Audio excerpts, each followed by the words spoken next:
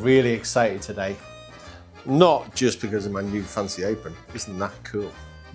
Look at these amazing ingredients I've got to work with. Because I'm making an Italian Christmas porchetta. So ingredients that we have. So the star of the show is this beautiful piece of pork. It's the pork loin and the belly, so it's all attached. You won't get this off the shelf. You have to ask your butcher. So I got this from my local butcher, and this is locally sourced piece of meat.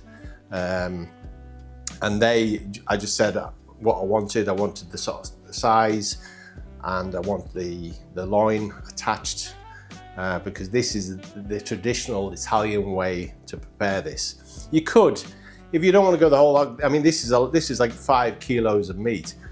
If you don't want to go the whole way, you could just use the belly, and the lengthwise depends how many you're feeding. You can just have it whatever size you want. It works similar, but this would be the traditional Italian way. So we have the pork. Then we have a mix of ingredients. So we've got herbs, we've got rosemary, we've got thyme, we've got sage. Then I've got this beautiful fennel pollen, which smells so good, so good. And that, again, traditional way to do it. We've also got fennel seeds, pine nuts, dried cranberries, it is Christmas, clementines, we're going to use the zest of them, and a lemon, and we've got garlic. Then I'm also going to cook this in a stock, which is sort of not totally traditional, but it makes a lot of sense. You'll see as I go along. So for the stock, I've got celery, I've got carrots, onion, and then I've got fennel bulbs, which is just going to add that beautiful flavour. And then we've got salt and pepper, and we've got olive oil. So the first thing I've got to do is I've got to remove some of this skin, because if you imagine when this rolls up, I don't want the outer skin to be inside of the joint. So to do that, what we're going to do is more or less roll it up as it's going to be, and then we're more or less just going to put a mark. So there I've got 4 inches I need to take off of the skin. So to do that, just cut through the skin. Just take your time with this part, because this is going to make all the difference. So probably should have sharpened my knife a little bit better. And then just carefully slice away. I don't want to take away all the fat, because there's not actually a lot of fat on this piece. So we'll just carefully just take away the skin.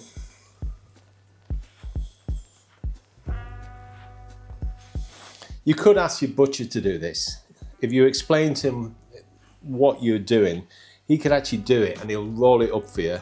Then you can just unroll it and add your herbs and your spices. If you're not confident with a knife, just do that. So then, what I'm going to do is, you'll see the line of where the loin meets the belly. I'm just going to slice into that.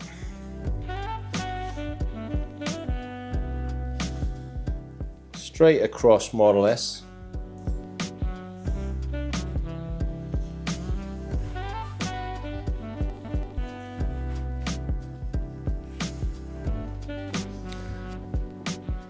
Then, if we just fold that back, and we're going to go again.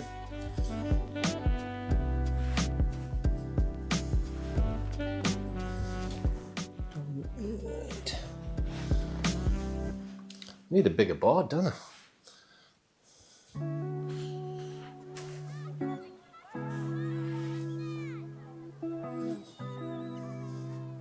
Right, that's fine. So the idea is that we're then going to put all of our seasonings in there, and then it's going to get rolled back up. What this helps to do it's going to get all the flavors right throughout the meat, because that's the important bit. We're trying to get the flavor into the meat, because pork itself is not great for flavor. So by doing it this way, we're going to get some really beautiful flavors.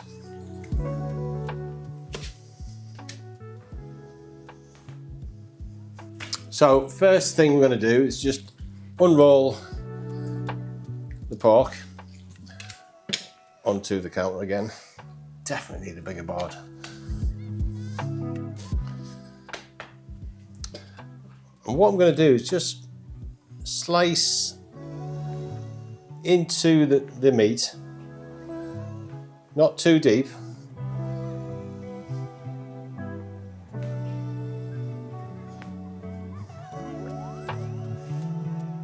And what this is going to do, it's going to help just get the flavors inside it.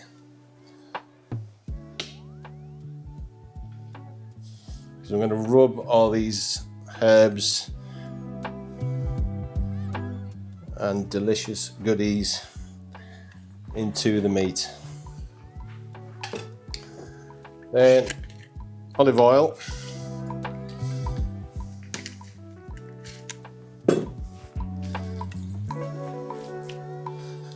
Just coat everything with that.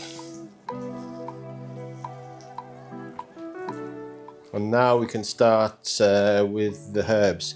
So what I've done is I've pre-chopped the herbs. So I'll start with the sage, and we basically just sort of get an even amount all over.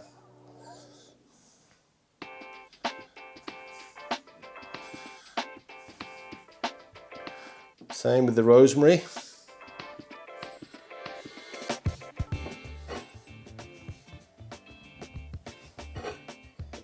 So I've just roughly chopped this, that's fine. You don't have to go overboard with it. And then the thyme.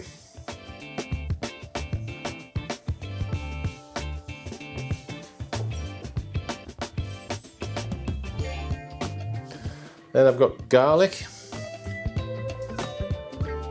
Again, just roughly chopped, absolutely fine. I mean, you could grate it if you want, you know, but I think for this, because it's going to be a long, slow cook, roughly chopped is going to be perfect.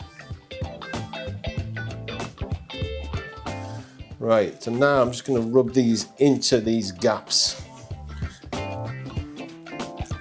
Just massage it in.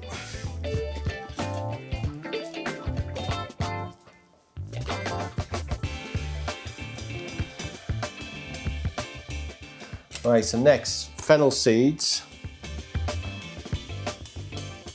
About, I don't know, a large teaspoon. I mean, I'm not really going to give you a total amount on this because it depends on the size of your pork joint. But this fennel flavour is absolutely perfect with pork. Right, this is the fennel pollen, which the aroma of the pollen is just, you've never smelled anything like it. You should really give it a try. It's quite expensive, but it's worth it. You can tell by just smelling it.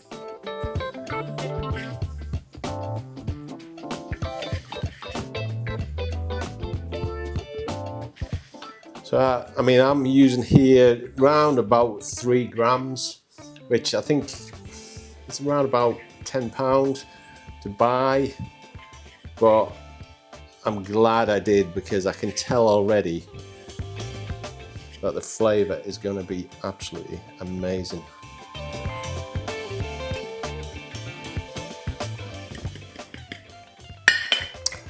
Then I've got pine nuts, which will give that nice sort of texture as well.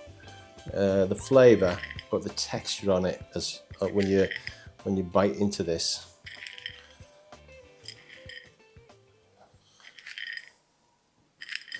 That'll do. Then the dried cranberries. Just make sure these are all sort of broken up as I go. To me, this is just like a real Christmassy touch.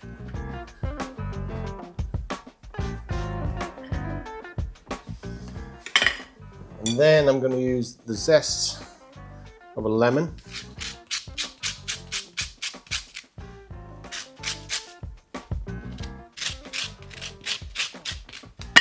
Oops, throw that away.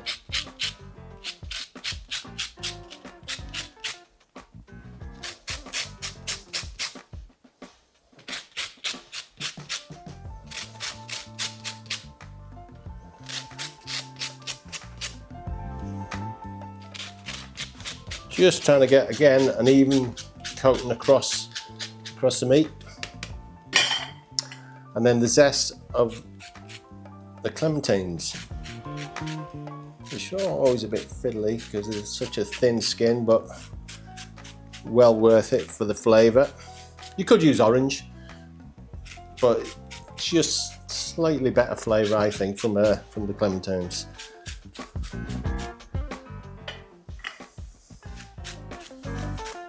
Oops, it's thin skinned.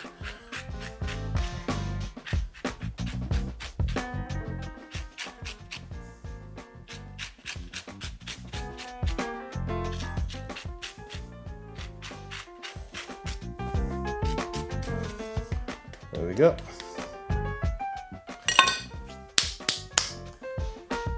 Then salt, pepper.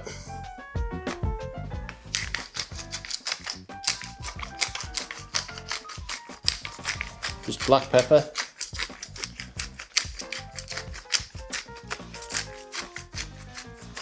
I mean, you can see how Christmassy is that looking already.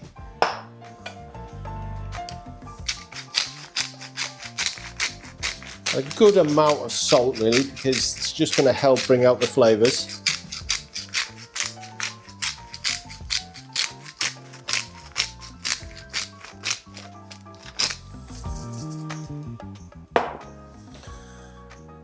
Perfect. Right, now the fun bit. We need to roll this up, but we need to try and keep it as tight as possible as we roll it. So really squeeze it in as you go.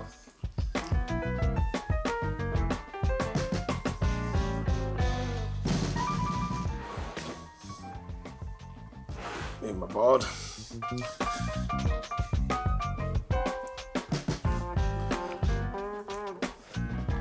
So that's how it is going to sit when we roast it. The next thing is just to get this tied up. Right, so that's that done.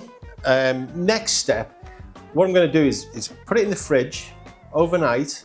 That's going to give it time for all them flavours to get into the meat. It's sort of marinate the meat with the flavours. You could just cook it straight away, and I'm sure some people do, but if you want, you've gone to all this effort with this beautiful joint, let's get the most flavour out of it. And it's also going to help dry the skin. So we'll leave it uncovered in the fridge, just put it on a tray, on a grill, and just leave it uncovered. The skin will dry out, which means we're going to get that beautiful crispy crackling at the end of it. Something else we can do the day before is make a stock. So I've asked the butcher when I've bought my joint, do you have any bones? He always gives me bones for stock, and he doesn't charge me, so really good butcher. So we've got the bones from this joint of meat, which is basically the rib cage. What I'm going to do is I'm going to roast these in a high heat, around about 220 degrees C, for about 30-40 minutes. I don't want them burnt, but what we're trying to do is just get the best flavour out of the bones for the stock. So we also need our vegetables for the stock. So we're using celery, and I'm not chopping these too fine. That should be absolutely fine.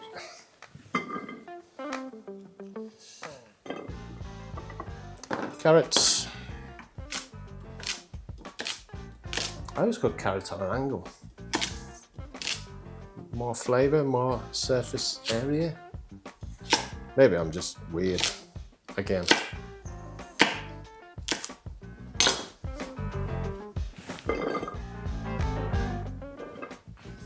fennel bulbs.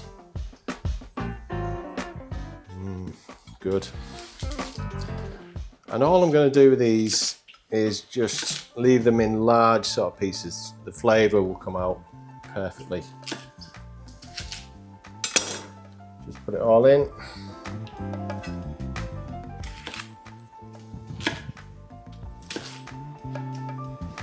Don't think I need the third one actually. I think I've got enough there. Oh, let's put it in. Why not?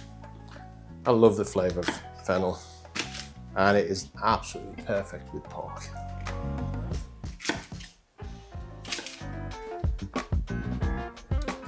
And then the onion. I'm not going to bother, well, take the loose skin off, but we're going to strain this anyway, so just roughly chop that.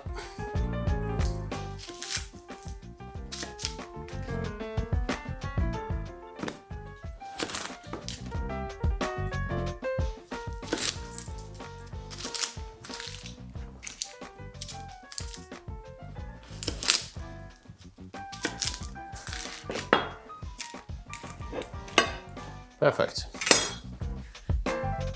So first thing we're going to do is just going to brown the veg. So olive oil, plenty of olive oil in there. Just using a large stock pot. We don't need loads of stock for this, but I always, if I'm ever making stock, I'll make plenty and then I can reuse it.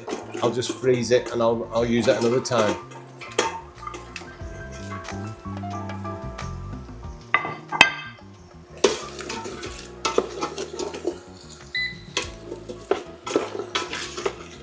So again, by doing this, all we're going to do is caramelize it, and we're going to get some flavours coming out of the vegetables, which is going to give us a beautiful stock. Once these are browned, we're going to add the bones. So we're getting some nice colour on there, so we can now add our bones. Well, first thing actually, I'll just add a good teaspoon of salt. And same with pepper, teaspoon pepper.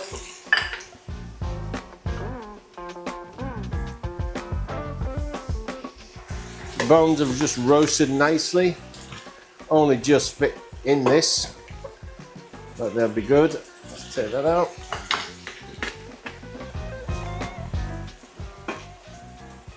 It smells so good already. Can't wait for tomorrow. Excited.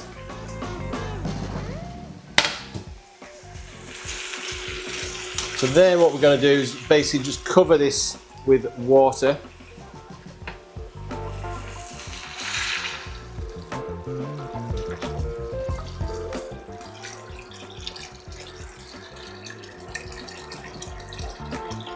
So then we're going to bring that to the boil.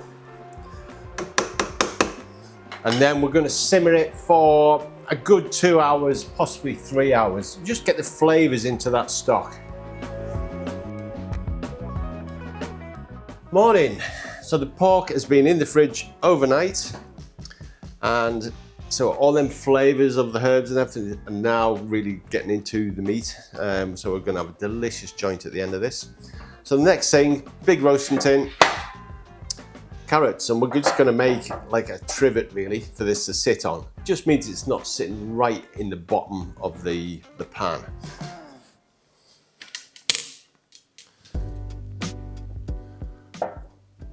Tray is only just big enough. Then we're going to add, so the stock that I made last night, we're going to add that into the pan.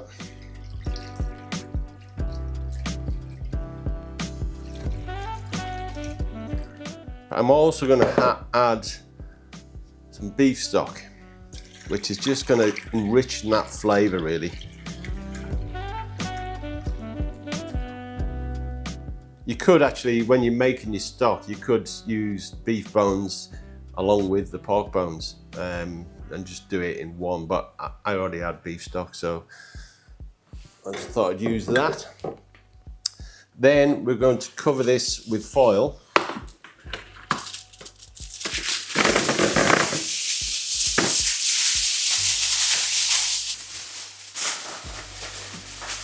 I'm going to try and keep it sort of up off the joint if I can.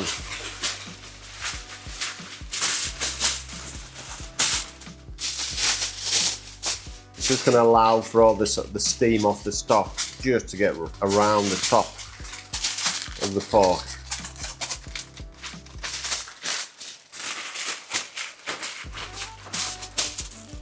And that is going to go in the oven, 125 degrees for about 6 hours. So a nice low, slow cook. Then after that, we're going to uncover it and we're going to do a high heat on it and we're going to really get it going crispy. Right, so that's had 6 hours and it smells amazing. So now I'm going to remove it from the stock. The easiest way with something of this size, just 2 dinner knives, and we'll just let it drain a little.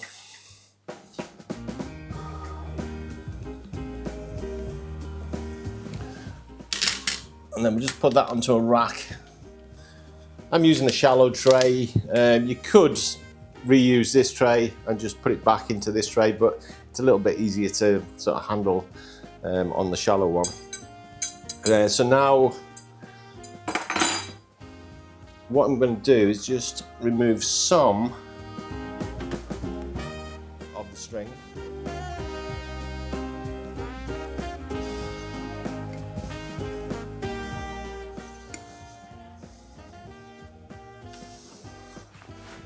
I'm just going to leave so many on, just so it still holds together,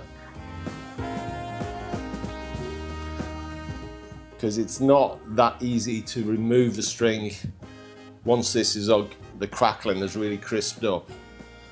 So I'm just, every other one I'm just taking out.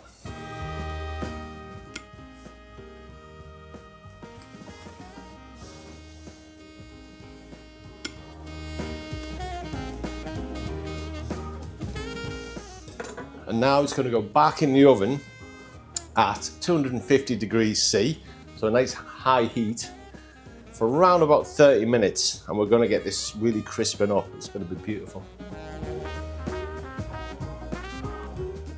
So 30 minutes and this is what you get. Beautiful, crispy, a little bit burnt on the ends, which I don't mind because they're my little bit.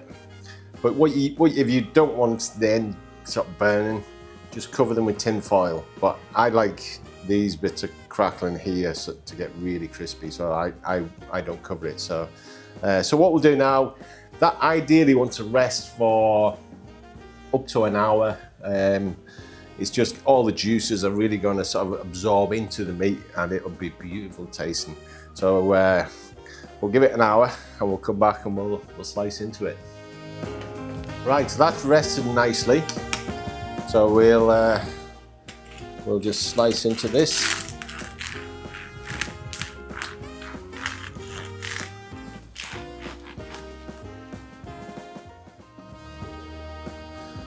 That is beautiful. Beautiful and moist. It's and the smell of these the herbs and the spices, just beautiful. So I mean, a traditional way to serve this would actually be on a sandwich. That's the sort of Italian way. So you'd leave it go cold, thinly sliced.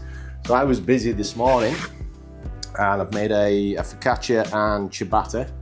So what we'll do is we'll put together a sandwich. We'll just let this cool a little bit more. But also from the stock that we cooked it in, I've reduced this down and I've made a delicious sauce which is really intense flavour. So you could just, you can have your Sunday lunch, potatoes, veg, sauce, perfect. But I think for the minute we'll make a sandwich and I can try it.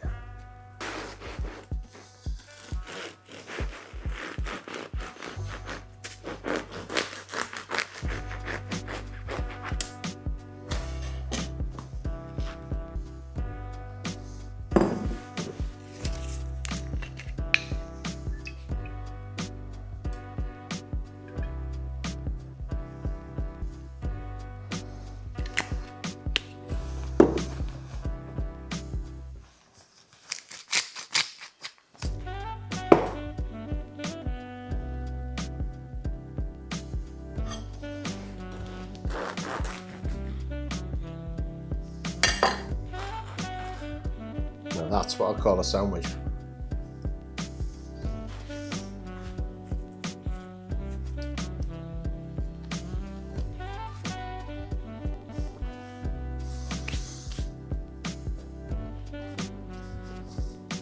The flavour.